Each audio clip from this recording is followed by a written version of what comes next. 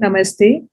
Greetings to the South Asia Institute for Minorities and to Hemant Das. Today's discussion is on the emerging Dalit voices and their path to empowerment. I am in New York. I'm a professor at New York University and the founder of Apne Aap Women Worldwide, an organization that works against sex trafficking. I work with Dalits. Dalits are people who are literally, as has been defined in Sanskrit, scattered and broken. In the South Asian caste system, this means they are the people at the bottom of the hierarchy of the caste system. Caste is something which is an occupation which is defined by your birth, it's hereditary. And in that pecking order or hierarchy, Dalits are at the bottom and they are so crushed that they are broken or scattered. And sometimes people also use the word untouchable to describe Dalits. They also use the word the fifth caste, which is to show that they're actually even out of the caste system of recognized occupations.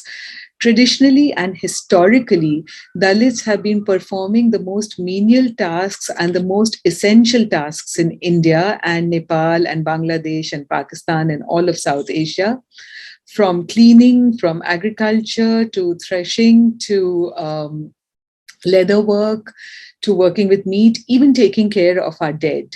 In today's COVID times, we have realized how vital this has been a function when we cannot even get into a cremation where we have to fight for space to bury our dead.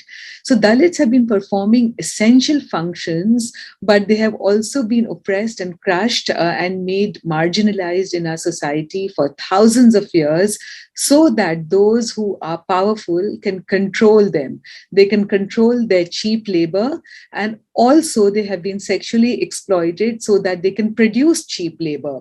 I work against sex trafficking, and what I have found is that the majority of those who are trafficked in India and South Asia come from Dalit communities and Dalit castes.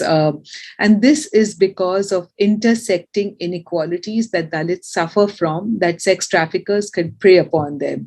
They are poor, they are female, they are from an oppressed caste, mostly Dalits, and of course, they are teenagers. And because of all these intersecting inequalities, they are cut off from access to food, clothing, housing, legal protection, and even sustainable and dignified livelihoods. Because of this, they sex traffickers come to them and begin to say that please offer your daughter for prostitution and in return at least you will get some food.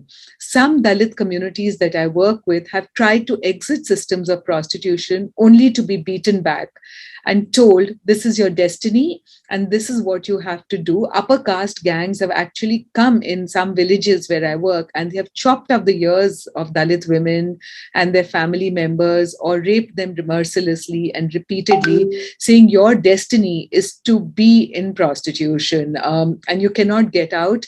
This is your caste destiny. So the sexual availability of some Dalit communities has become predestined according to upper caste gangs.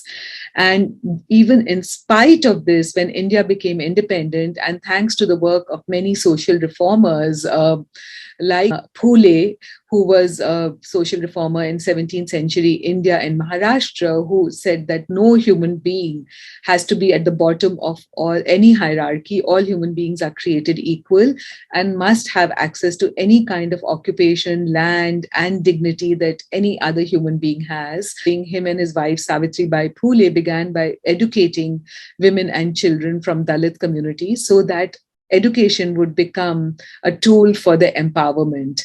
This was continued by Dr. Ambedkar, who himself was educated in Columbia University. He contributed to writing the Constitution of India, which made sure that when India became independent, the idea of inequality was eradicated, and Article 14 promised not just right to life, but other articles in the Constitution promised that people will be treated as equal and not be discriminated against for their occupation, for their birth, for their caste. And then India launched a huge program over many, many years, the last 70 years, for affirmative action through policies for the uplift of Dalits. One of the most important programs you may have known about is education quotas in schools and colleges, education quotas in government jobs. Along with that, we also had something called prevention of atrocities against Dalits, against Dalit women are routinely raped across the country as a way to keep them down and punish them if they try to get out of their caste system, if they try to marry on their own across caste, if they try to find occupations across caste, they are punished. Dalit men are routinely lynched for trying to get out of the oppressive occupations they are in or the marginalized status they are in. We still hear stories about men and women who are punished, hung from trees, beaten up, made to ride on donkeys, and shamed if they try to drink water from the village well, if they try to buy a house in what is considered an upper caste colony, if they try to marry across religion and caste. And yet, they persevere. There is the reform-minded, progressive, modern India, which is trying to do away with any kind of discrimination based on caste. And there is the regressive, fascist, hierarchical India, which still tries to keep caste intact. And this struggle has been going on for about 5,000 years. We never confronted the hierarchy of caste. And that helped us normalize hierarchy itself and keep our feudal system intact, in which we thought that we should have a strong leader, a king-like man as the head of the country. And instead of thinking of ourselves as citizens, we began to think of ourselves as subjects. And of course, how is caste created? How is it replicated? Caste is replicated and created through women's bodies, because only women have the ability to produce and reproduce.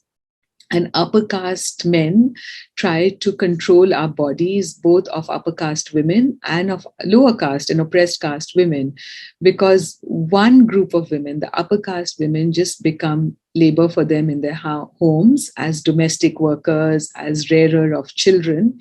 And lower caste women, of course, become cheap labor themselves. And the control of our bodies also means the control of the caste systems, because only we can reproduce through our bodies and explain who is upper caste, who is lower caste, who the father is, what his genes were. And gender digs a trench into our brain into which all other inequalities fall, because it's at home that we first learn that there is a hierarchy at all. We learn it's all right for one class of human beings to order and one to obey, one to get paid for their work and one to not get paid for the work, one to give approval for the work we do and one to seek approval for the work we do.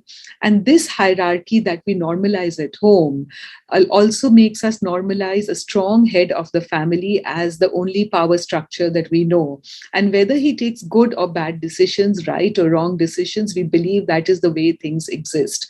So when we go out into the world, we have already normalized hierarchy, and into that normalization and understanding of hierarchy as something normal in the world, we let caste, race, and other hierarchies fall into place very easily. We accept it.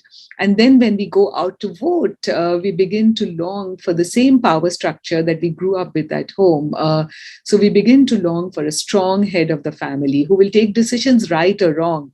And we begin to behave like menial people and subjects rather than citizens, which is why today India is being approached and is normalizing the hierarchy of feudalism in the form of fascism, with an authoritarian leader who misled us during the entire COVID crisis and has cost us 4 million lives.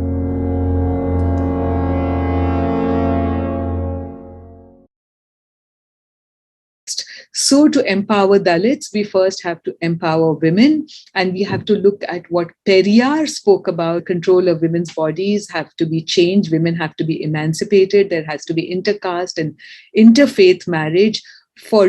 for us not to normalize any hierarchy, including caste.